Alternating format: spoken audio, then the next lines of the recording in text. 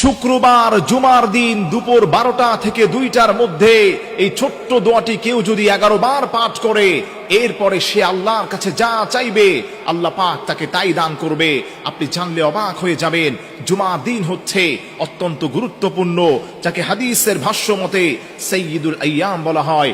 আল্লাহর হাবিব সাল্লাল্লাহু আলাইহি সাল্লাম বলে দিয়েছেন, এই জুমার দিন হচ্ছে আল্লাহর কাছে অত্যন্ত প্রিয়।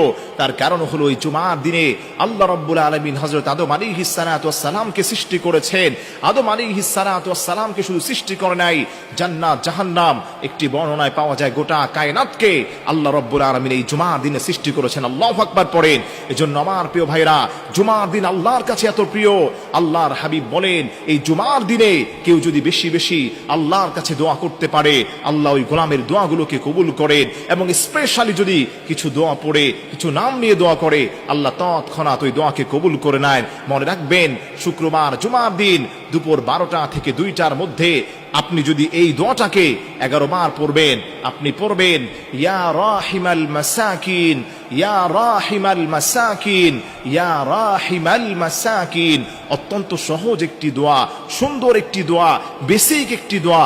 বাচ্চারাও এটা সুন্দরভাবে পড়তে পারে, আপনিও পড়তে পারবেন।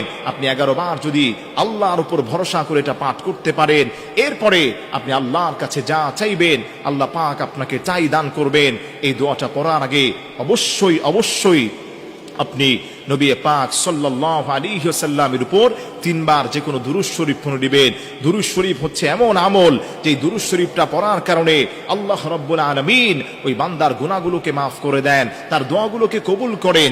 দোয়া যদি আপনি কবুল করাতে চান, তাহলে অবশ্যই অবশ্যই আপনাকে নবীজি সাল্লাল্লাহু আলাইহি ওয়াসাল্লামের উপর দুরূদ পড়তে হবে।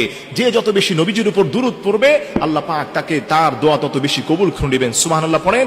একটি হাদিসের মধ্যে পাওয়া যায়, আল্লাহর যেই গোলামটা আল্লাহর হাবিবের উপর দুরূদ শরীফ পড়ার পরে আল্লাহর কাছে হাত উঠিয়ে যা চাইবে আল্লাহ পাক তাকে তাই দান করবেন। কেউ যদি দোয়া করার পূর্বে আল্লাহর হাবিবের উপর দুরূদ শরীফ না পড়ে, ওই দোয়াটা মুআল্লাকুন ফিস সামা, আসমান এবং জমিনের মধ্যবর্তী স্থান, এটা ভাসমান থাকে, ওই দোয়াকে কবুল করা হয় না।